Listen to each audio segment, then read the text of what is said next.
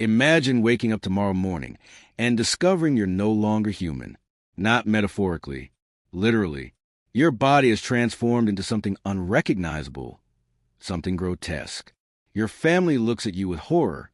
Your life as you knew it is over in an instant. This isn't science fiction. This is Franz Kafka's Metamorphosis, one of the most disturbing and profound stories ever written. And today, we're going to explore why this nightmare resonates with millions of people more than a century after it was written. Stay with me, because by the end of this podcast, you'll never think about your own life the same way again. Welcome back to our channel, where we dive deep into the literature that shapes our understanding of the human condition. Today's journey takes us into the dark, unsettling world of Franz Kafka's The Metamorphosis.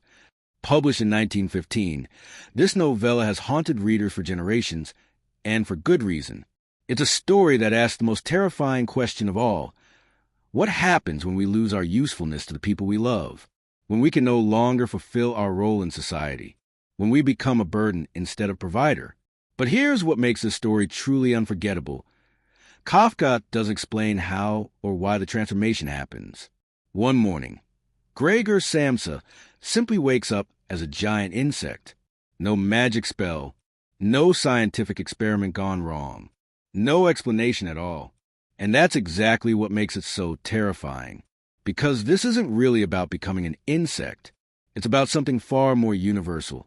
Something that could happen to any of us. Keep listening, because we're about to uncover the layers of meaning hidden in this masterpiece. The novella opens with one of the most famous lines in literature. Gregor Samsa wakes up one morning from uneasy dreams to find himself transformed into a monstrous vermin. Just like that. No preamble. No context. We're thrown directly into the nightmare. Gregor is a traveling salesman who works exhausting hours to support his entire family, his parents and his younger sister, Greta. He's been the sole breadwinner for years, paying off his father's debts from a failed business. He hates his job, but he's trapped. He needs to work for at least 5 more years to pay off the family's obligations. But now, as he lies on his back with his numerous legs waving helplessly in the air, his first thought isn't about his transformation. It's about work. He's going to be late. His boss will be angry. This tells us everything about Gregor's life before the transformation. He's already been living as something less than human, a cog in a machine of capitalism and family obligation. When Gregor's family discovers his transformation, their reactions reveal the heart of Kafka's critique. His mother faints. His father becomes aggressive, eventually driving Gregor back into his room with a stick. And Greta, his beloved sister whom he was saving money to send to music school, initially shows compassion but gradually grows distant. Here's where the story becomes truly painful to watch unfold. At first, Greta takes care of Gregor, bringing him food and cleaning his room. She discovers he can no longer eat human food and starts bringing him scraps and rotting vegetables. She becomes his caretaker, his only connection to the human world. But this role exhausting her, and we watch as her initial sympathy slowly transforms into resentment. Now, you might be thinking, this is just a bizarre horror story about a man turning into a bug.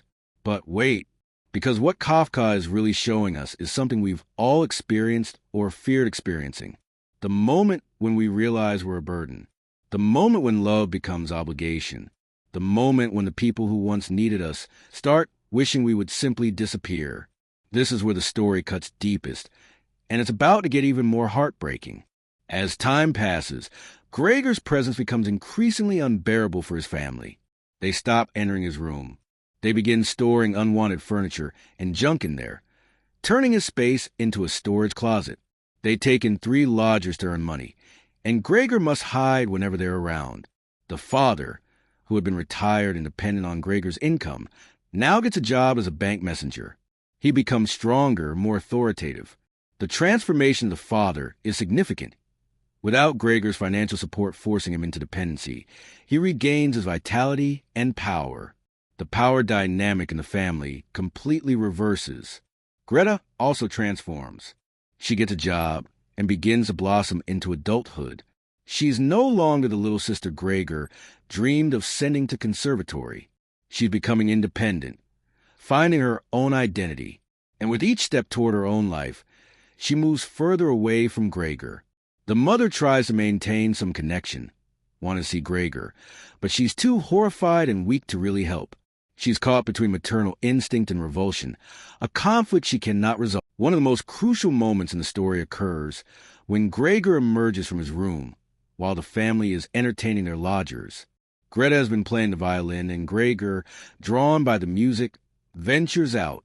The lodgers see him and threaten to leave without paying. In rage and panic, Gregor's father begins throwing apples at him.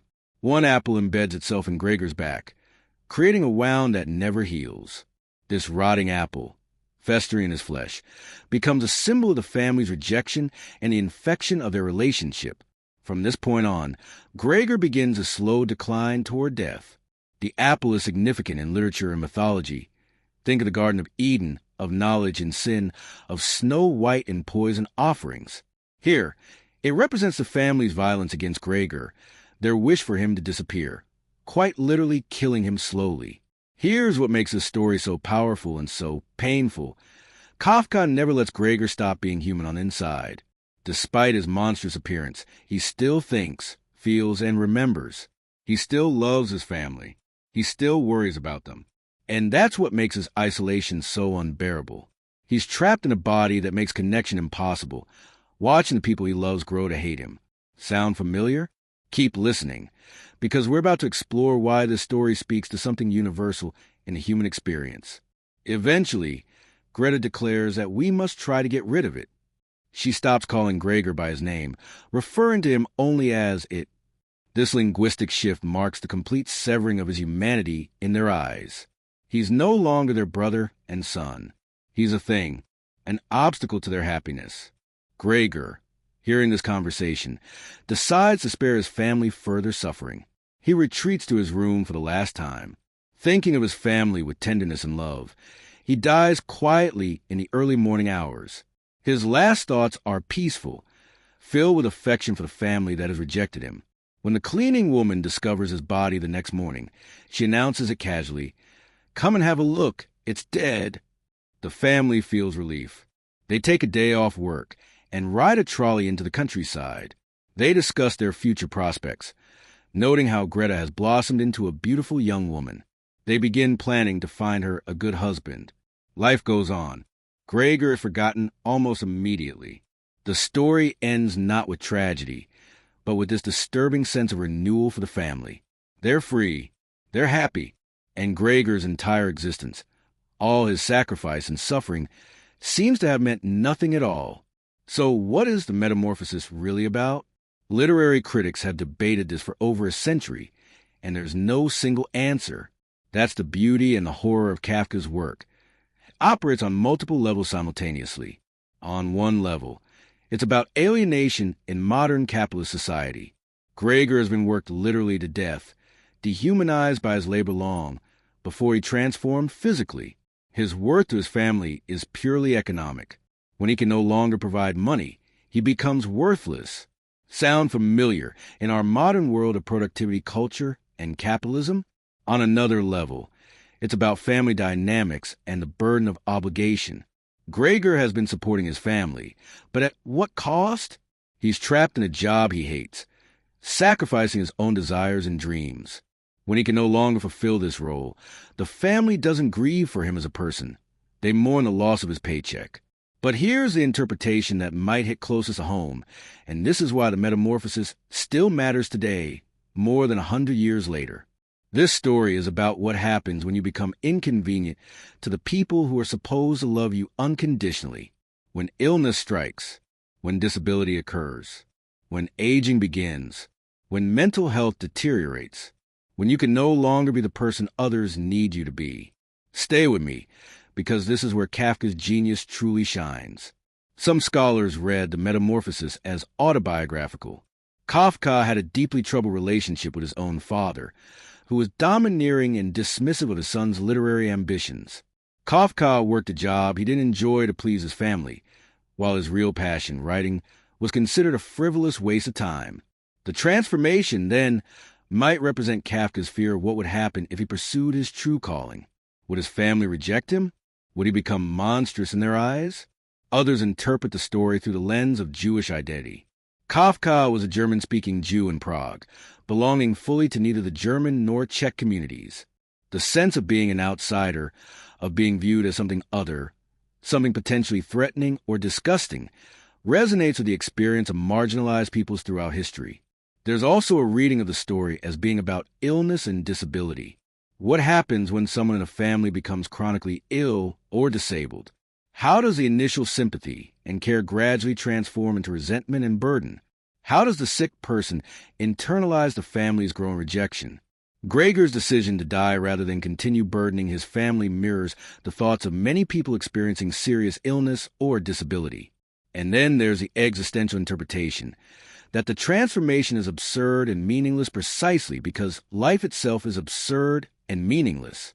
We're all trapped in circumstances we didn't choose, playing roles we never auditioned for, and ultimately, our lives may have no greater significance than Gregor's death in a dusty room. What makes Kafka's writing so unique and so powerful is his matter-of-fact tone. He described the most bizarre, nightmarish scenarios with the same calm, bureaucratic language you might find in a legal document or business report. This is called Kafkaesque, a term that has entered our vocabulary to describe situations that are surreally nightmarish, illogical, and impersonal. Kafka doesn't explain the transformation. He doesn't need to. By refusing to provide a rational explanation, he forces us to accept the situation on its own terms and focus on what really matters. Not how Gregor became an insect, but how others react to his transformation and how he experiences his new existence. The prose is claustrophobic, mirroring Gregor's confinement. Most of the story takes place in his bedroom, with only occasional ventures into the living room. We're trapped with Gregor, experiencing his isolation and helplessness firsthand. Now here's something that might surprise you about this story, and about Kafka himself.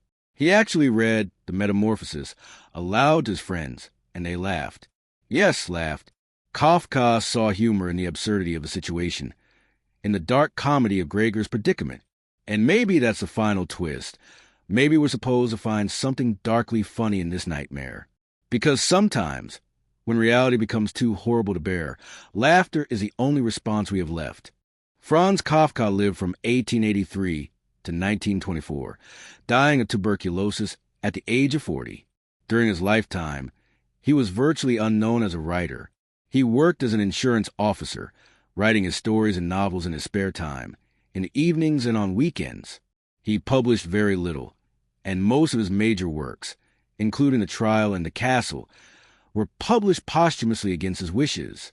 He had asked his friend Max Brod to burn all his unpublished manuscripts. Thankfully, Brod ignored this request.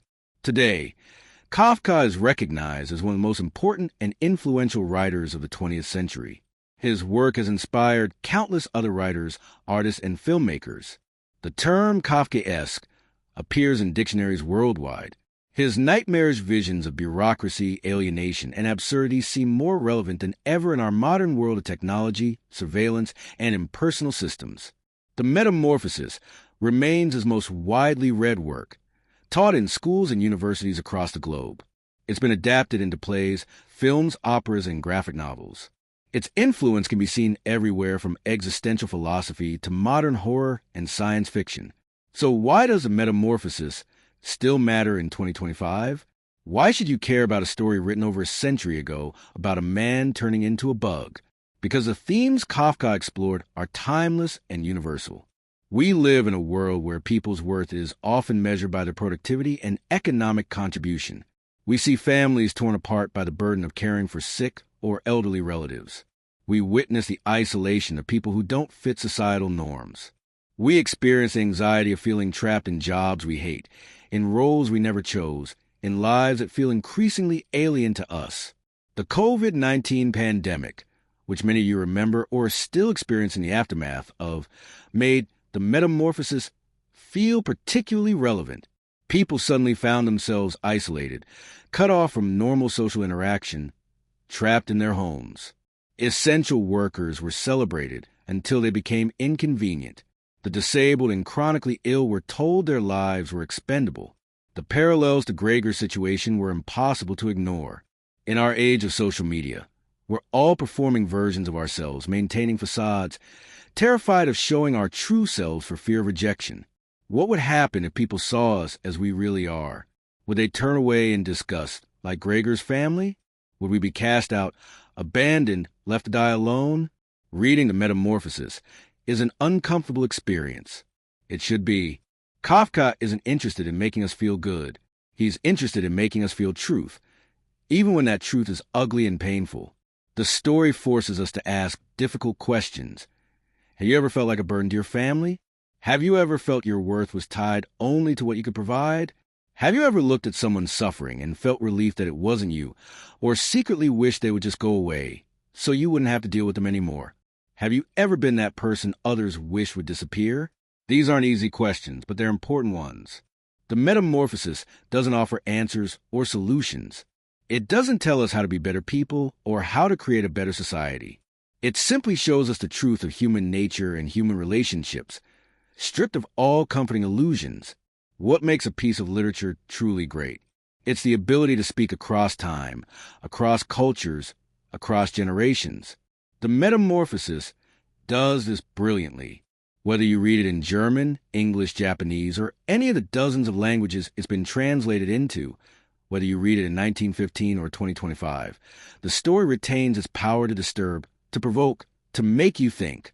It's a short work. You can read it in an hour or two, but it will stay with you for the rest of your life. That image of Gregor lying on his back, legs waving uselessly in the air, unable to right himself, will haunt your dreams. The casual cruelty of his family's rejection will make you examine your own relationships. The quiet dignity of his death will break your heart. Kafka has created a modern myth, a story that captures something essential about the human condition in the modern world. Like all great myths, it works on both a literal and a symbolic level. Yes, a man transforms into an insect, but also we all transform in ways that make us unrecognizable to ourselves and others. We all experience alienation, rejection, and the fear of becoming a burden. The Metamorphosis is not an easy story to love, but it's an impossible story to forget. Franz Kafka has given us a nightmare that reflects our deepest fears about ourselves, our relationships, and our society. He's shown us the monster that lives inside social structures that value people only for their utility. He's revealed the fragility of family bonds when tested by genuine hardship. And he's done all of this with prose that is simultaneously simple and profound, realistic and surreal, specific and universal. If you haven't read The Metamorphosis, I strongly encourage you to do so. It's freely available online, it's short, and it will change the way you think about literature, about society, and about yourself. If you have read it, perhaps it's time to revisit it with fresh eyes. You'll find new meanings, new layers, new reasons to be disturbed and moved. Kafka once wrote, "A book must be the acts of a frozen sea within us." The Metamorphosis is exactly that kind of book. It breaks through our defenses, our comfortable assumptions, our carefully maintained illusions about ourselves and the world. It forces us to confront uncomfortable truths. And in doing so, it performs the highest function of literature. It makes us more human by showing us what it means to be treated as less than human. So here's the question I want to leave you with today, and I really want you to think about this. If you woke up tomorrow transformed into something that made you useless or burdensome to the people in your life, would they still love you? Would they care for you? Or would you, like Gregor Samsa, eventually retreat into yourself and fade away, deciding it's better to die than to continue being an inconvenience to those you love? Think about that. And maybe more importantly, if someone in your life became that burden, how would you respond? Would you be Greta at the beginning of the story, or Greta at the end? If this deep dive into the Metamorphosis made you think, made you uncomfortable, or made you want to explore more classic literature, please subscribe to our channel. We're building a community of readers and thinkers who aren't afraid to engage with challenging, thought-provoking works. Hit that notification bell so you don't miss our next exploration, and drop a comment below telling us, what's your interpretation of Gregor's transformation? What does this story mean to you? I read every comment, and I'd love to hear your thoughts. Until next time, keep reading, keep questioning, and remember, the greatest literature doesn't give us easy answers. It gives us better questions.